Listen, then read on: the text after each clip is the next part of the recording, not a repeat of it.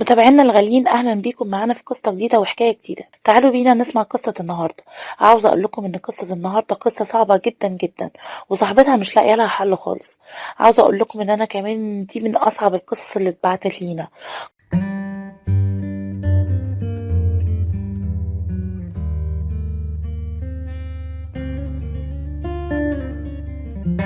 قصتنا اللي بتحكيها سامية بتقول: أنا متجوزة من 4 سنين، إنسان كويس جدا ومهذب وله مكانة كويسة في المجتمع. بس للأسف عشنا مع بعض 4 سنين وربنا ما رزقناش بالخلفة، وكل ما نروح نكشف يقولوا إن أنا وجوزي ما عندناش حاجة، ورضينا بالأمر الواقع وسبناها لله.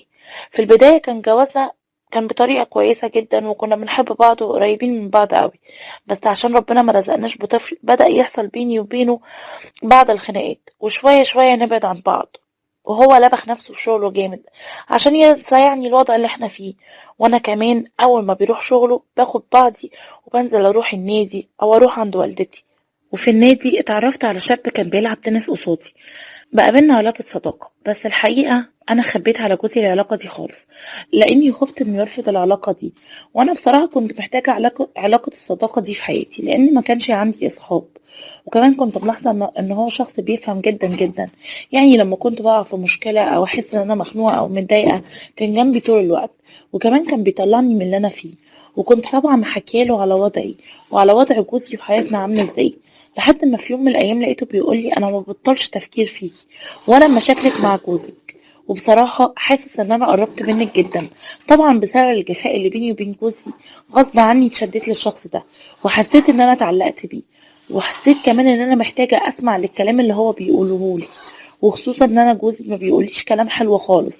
بقيت حاسه بجد ان هو مالي عليا حياتي بعد ما كنت حاسه بفراغ فظيع، لاني زي ما قلت لكم ان جوزي بيصحى الصبح يروح المستشفى ويرجع بالليل عشان يتغدى وينام، وبعدين يقوم بالليل يروح العياده ويرجع وانا نايمه. فكنا تقريبا ما بنشوفش بعض يعني. حتى كان ممكن يرجع واكون لسه في النادي، في النادي وهو يتغدى في البيت. يعني ممكن اصلا ما نتقابلش. لكن بعد ما عرفت الصديق ده بقى هو كل حاجه في حياتي، وبقيت بنزل النادي مخصوص عشان اشوفه. وانا وهو طول الليل كلام في التليفون، وخصوصا وجودي في المستشفى. وبقيت حاسه ان هو شبهي وفاهمني. وكنت لما ببقى متضايقه وكنت لما ببقى متضايقه يعرف من غير ما اقوله. حبيت جدا حكايه ان هو بيحس بيا من غير ما اقوله، وقربت منه جدا جدا. ومبقتش عارفه ابطل تفكير فيه. وانا وهو وبقينا نتقابل كمان في السر عشان محدش يشوفني ويقول لجوزي. وبدأنا نتقابل في شقته.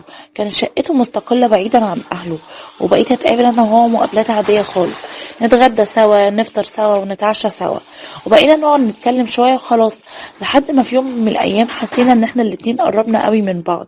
لقيته بيقولي: أنا بحبك قوي واتعلقت بيه جدا، وما بقتش عارفة استغنى عنه ولا هو عارف يستغنى عني. ولأننا حبينا بعض قوي وتعلقنا ببعض جدا قررنا إن احنا نتجوز عرفي. أيوة، نتجوز عرفي. وعملنا الورق العرفي ومضينا عليه واتجوزنا عرفي، وعندت الورقة بتاعتي معاه. ومرت الأيام عادي خالص. أول ما جوزي بيخرج بخرج واروح له واتقابل معاه ونقضي يومنا عادي جدا ومفيش أي مشاكل، وبالليل بروح وخلاص. لحد ما في يوم من الأيام حسيت إن أنا تعبانة جدا، فرحت عشان أكشف واكتشفت إن أنا حامل. وطبعا كنت حامل من الصديق ده أو الزوج الجديد. ومبقتش عارفة أعمل إيه، أفرح عشان أنا بقيت حامل، ولا أزعل ولا اخاف من جوزي الدكتور. طبعا بسرعه كلمت جوزي الجديد وقلت له ان انا حامل وحصل كذا كذا. طبعا كان فرحان جدا جدا، فقلت له إن للاسف هضطر ان انا انزل الجنين، لان جوزي هيعرف وهيشك في الموضوع، خصوصا ان هو دكتور ويقدر يعمل تحاليل او اي حاجه ويكتشف الموضوع. في اللحظه دي غضب وزعل جدا وقال لي: انت عاوزه تموتي ابني الجنين؟ ده مش هينزل وانا جوزك ومتجوزك عرفي. طبعا ما بقتش عارفه اعمل ايه، لاني للاسف كنت جاهله بالقانون، مع اني كده كده اساسا ما اتجوزتش وكمان هتسجن، لان القانون بيمنع تعدد الازواج. طبعا انا مشيت وراه وانا مغميه عينيا، وقعد يقول لي: احنا هنتجوز عرفي، احنا كده مش بنعمل حاجه حرام. بس للاسف بعد كده اكتشفت ان هو كان كلامه بس.